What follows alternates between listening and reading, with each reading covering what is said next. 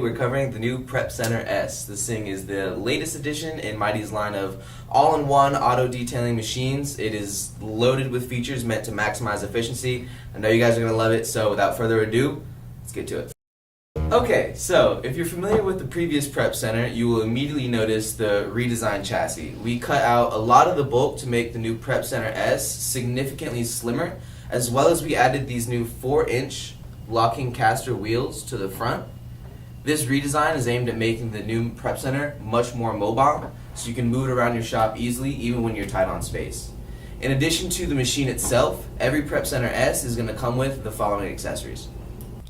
Dry vacuuming hose, vacuum solution hose assembly for hot water extraction, a crevice tool and claw tool for dry vacuuming, the 8400P Airlight upholstery tool with clear top head, the hose hangers with hardware, the exterior drying tool, piglet filters, and the cutie safety covers for quick disconnects. Alright, so now that we have everything, let's go ahead and get set up.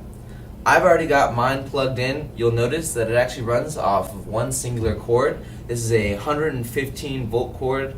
That's going to power the single 3-stage low amp motor as well as the 1200 watt inline heater. Those two are going to combine to give you 130 inches of water lift as well as a maximum temperature of 210 degrees. After I've connected my shop air vac to the rear air compressor port on the back here, as well as fitted in my piglet filter into the stainless steel strainer cage, we are ready to get going. So without further ado, let's get detailing. For dry vacuuming, you want to attach the vacuum hose to the port located on the top of your machine here. Now remember, it is very important to have the piglet filter fitted over before you start dry vacuuming. This is going to protect your motor from any of the fine particles that you're sucking up. If you're expecting to be sucking up particularly fine particles, it might be smart to as well have some water at the bottom of your reservoir tank, and that's going to add as an extra layer of protection. Now all we have to do is fit one of my dry vacuum detailing tools over the hose as so, switch on the vacuum motor, and we're ready to go. Okay guys, now we're going to be talking about hot water extraction. To begin, you're going to take your vacuum solution hose assembly and connect it like so on the top of the machine, and the solution hose goes back into the face of the Prep Center. Now once you have those connected and you have your upholstery tool hooked up like so, it's time to fill the solution tanks. These tanks have approximately 12 gallons. It's actually a higher capacity than the last edition of the Prep Center, even though it's a smaller chassis. You have two options for filling your solution tank.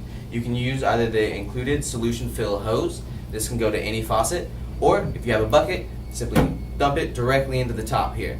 Once you have your solution mixed the way that you'd like, it's time to turn on the extractor. You need to engage the motor in a specific manner to avoid vapor lock. The first thing you're going to want to do is switch on the pump and prime it by holding down the trigger until you get a steady spray of water coming out of your upholstery tool. Once that is happening, you can turn on your heater, and you're going to wait about 5 to 7 minutes for your solution to heat up. Once you have the nice hot solution and your pump is primed, we are ready to start extracting. Turn on the vacuum motor, and it's time to go. Okay guys, now we're going to be going over the spray bottles. Make sure that your shop compressor is properly connected in the back, and once your bottles have been filled with any pre-treatment, tire foam, degrease, whatever you'd like to have, make sure that they reach the proper pressure.